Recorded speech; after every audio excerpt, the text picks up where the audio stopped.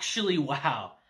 I'm actually having a hard time articulating myself right now, guys. And if you've been on the channel, you know that doesn't happen very often. This was incredible. Nothing else about it. This was absolutely incredible. I can't even think of another word to describe this besides actually incredible. Now, to give you guys a little bit of context as to why I feel this way, I'm not a manga reader for this series. I'm not.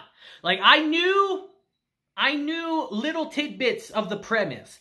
Like, I knew about our main character getting turned into her kid. That I knew going into this. So that wasn't surprising. I didn't know anything else. I knew nothing else. And holy shit. This might be the best first episode I think I've seen of a series, guys. This was a movie. This was a freaking movie. Guys, this was absolutely incredible. It was heartbreaking. It was... wow. You know, guys, out of every series I've done on the channel, this one might have done the best job of gripping me into it immediately. I'm so invested in this series already. It's kind of wild. To the point where, if I recommend anything, go watch this episode yourself. Obviously, you're not going to be watching this if you're seeing that, but go watch this yourself. This was incredible. I don't even really want to spoil this for you guys. That's how good it is. But let's get into it a bit and let's talk about what makes Oshi no Ko such an amazing series. Now, as you guys know, our series focuses on Ai Hoshinomiya, an up-and-coming idol who captivates everyone who lays eyes on her with her charm. But we're not going to start here. We're going to peel back the layers a bit. Because our story begins as we meet Goro Amamiya, a doctor who specializes in gynecology and, for better or worse, is obsessed with Ai. To the point where this man is playing one of their concerts in one of his patients' rooms. Talk about the balls to do that. And we see that his colleagues, to put it nicely, think he's a little weird. And it's here one day as he's going about his normal routine as a doctor. He sees an article online that shows that Ai is going on hiatus. And he becomes immediately dejected by this. Now, before we go any further, I feel like I should explain to you guys exactly why Goro is so obsessed with Ai. Because you see, it stemmed from an incident that happened before the start of our series. You know, being a doctor, he deals with a lot of patients, obviously. And he met one such patient that left a truly deep impression on him. We see he met a girl named Serena, who is absolutely obsessed with idols, but more specifically, Ai herself.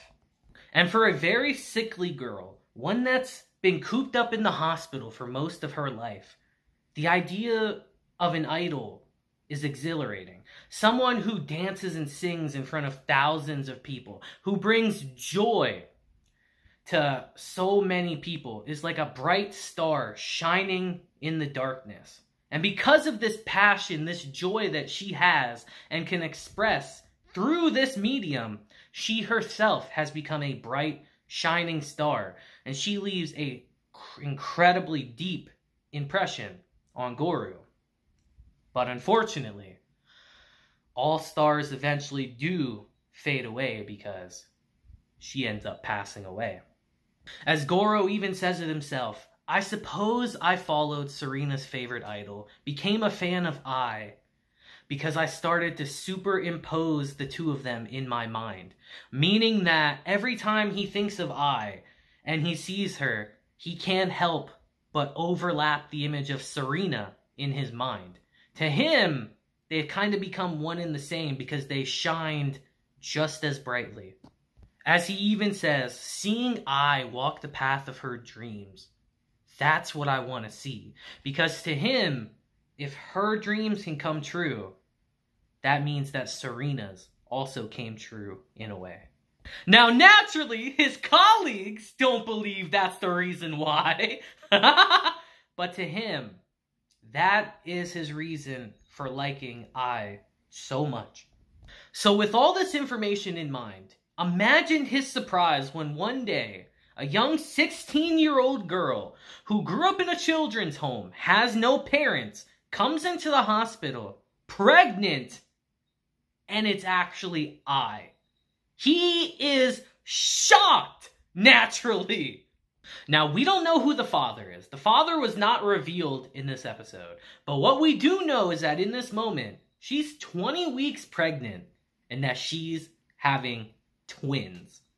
Which, for a 16-year-old, twins is wild. And it's here over the course of her pregnancy and her stay here. These two kind of bond with each other in a way, you know? Where he really gets to see the side of her that the public really doesn't see. With no glitz and glamour, and really break her down. As we find out that she decides to keep the pregnancy a complete secret from the public. Now, I'm no expert on idols, guys. In fact, I really don't know much. But having an idol that's pregnant or in a relationship with someone is a complete no-no. It ruins the illusion that they're trying to do. So her keeping the children a complete secret makes complete sense, even if it is a little messed up. And as he truly starts to understand her and really get a better grasp for who she really is, he vows to her that I will perform your delivery to make sure that you safely give birth to healthy children. As your fan and as your doctor. But it's here we see that life never really works out how we think it will it? Because it's here one night when Goro's walking home with Ai expecting to go into labor at any minute, he gets approached by this extremely sketchy man who asks him flat out, are you Ai Hoshino's doctor? And naturally, this raises extreme red flags because at the hospital, she's using an alias. So this person should not know her real name or anything like that. And he just flat out asks him. And immediately upon being questioned about this extremely suspicious behavior, this man runs off. And Goro chases after him, which honestly is very stupid. Like, I understand. Like, he's worried for her safety, which he should be in this instance. But to chase him through the woods at night, not a very smart idea. Because it's here as he's chasing this stalker down and reaches a cliffside. He's suddenly blindsided by the stalker and pushed off the cliff. And he ends up dying. Right then and there. Now, this is an extremely sad ending for Goro. But here's the thing. It's not exactly an ending. Because it's here we see that while Goro died, he actually was reborn into one of her twins. Now named Aquamarine. What a name, by the way. Now, this is already a crazy revelation. This is already extremely interesting and kind of wild in and of itself, right? But here's the kicker, guys. Remember, she had twins. He has a twin sister who's named Ruby. Now, because I don't have the time to really go scene by scene and break down everything with you guys, I'm just going to tell you now. Ruby is also reincarnated. And the person she's reincarnated from is Serena. The sickly girl from earlier in our episode. Now, this fact, I did not know, guys. This came as a total shocker to me because it's never explained how or why they were reincarnated into these babies. With Goro, it kind of makes sense because he died literally around the same time that I gave birth to the twins. So it kind of makes a little more sense maybe why he would have reincarnated. But to my knowledge, Serena died a fair ways like before the babies were born. So I'm very curious as to why she was reborn as well. It's honestly really interesting. And I just find the premise of this show so interesting, guys, because here's the kicker with this. These two are fully cognate. Like, they have their full memories from their previous lives. They have their full communication skills. They can just flat out talk as infants. And I just find this so interesting. None of them know who they are, even though they all know each other. None of them know and understand who they were before, as we just see them growing up as the children of an idol. In secret, of course, because the world can't know about them. Now, this series did an absolutely incredible job of breaking down the entertainment industry, how it works, how people work their way through it, so on and so forth. They did an incredible job. If you have ever been interested in the entertainment industry, you have to check this show out because they really break it down bit by bit and peel back the layers that people don't quite understand about this incredibly cutthroat lifestyle. As we see these two growing up and going through this with Ai. This, more than any other show on the channel, is a series I urge you all to go watch immediately. There are so many layers in this series that I don't have the time to go through and explain to you guys just the inner workings of all of these characters. They're all quite interesting. My favorite part of this is the fact that we really break down all three of these characters throughout this basically movie. This is a movie. We break down all these characters. We see their motivations, their struggles, and how they try to overcome them. It's honestly beautiful. But unfortunately, we have to talk about this ending. Now, for this, we're going to skip ahead a couple years into the future, where Ai has become a very well-known name, extremely popular, and a household name, a true up-and-coming star. Not even just as an idol, but just as a personality in general. Because it's here as they're all home one day, as Ai's home with Aquamarine and Ruby, as they're preparing for one of her biggest concerts she's ever had in her entire life. She goes, and here's a knock on the door, so she goes and answers it. And she ends up getting stabbed in the gut by a stalker and dies in front of Aquamarine. More specifically, she dies with him in her arms. And it is absolutely heartbreaking, to be honest. This might be one of the saddest I've felt during a series. It's soul-crushingly sad. And honestly, after this, I really wish this wasn't so long because I want nothing more than to break this down scene by scene with you guys up to this point. But it'd be like a 3-hour video and I can't but the execution of this is so well done throughout this entire movie. It's so well done and so heartbreaking. And naturally, everyone is devastated by this, heartbroken, as we quite literally see a shining star in the night sky vanish. And it's here as we see as these two are grieving for her. Aquamarine comes to a realization as he says, wait, that stalker who killed Ai and the man who killed me are the same person. How did he pin down the hospital that I had been admitted to? Why'd he come to her new residence she only just moved to? This guy was a student without any special skills of any kind. I simply can't believe he'd be capable of detective work like this, of figuring this out. as he comes to the conclusion that someone had to have been feeding this guy information. And it had to have been someone close to Ai.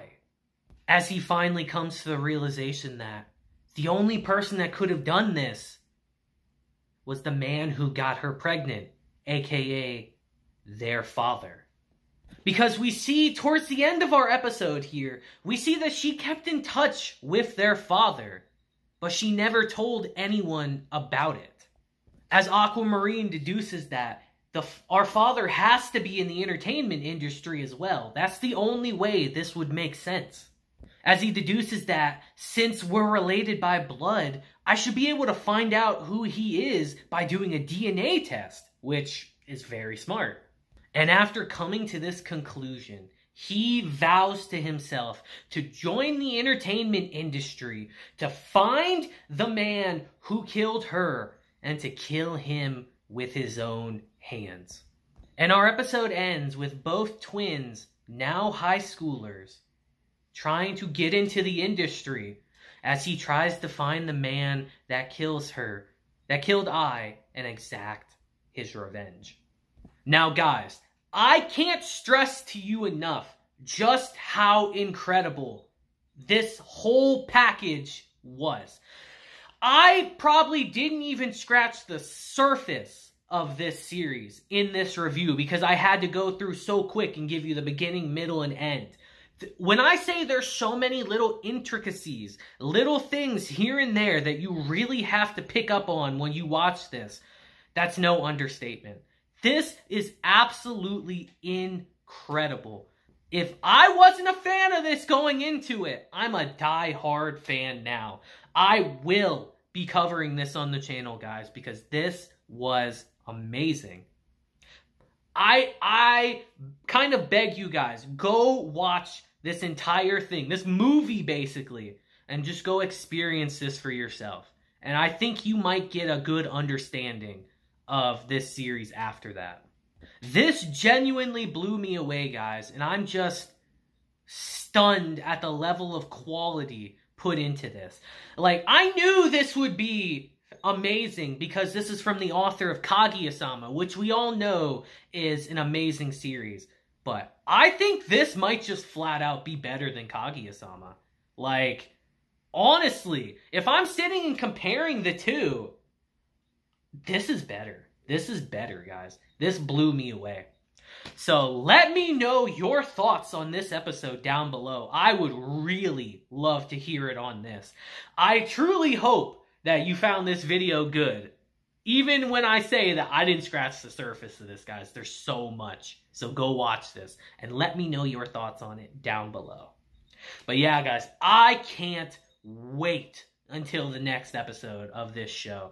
I'm literally sitting here waiting. Like, I want it now.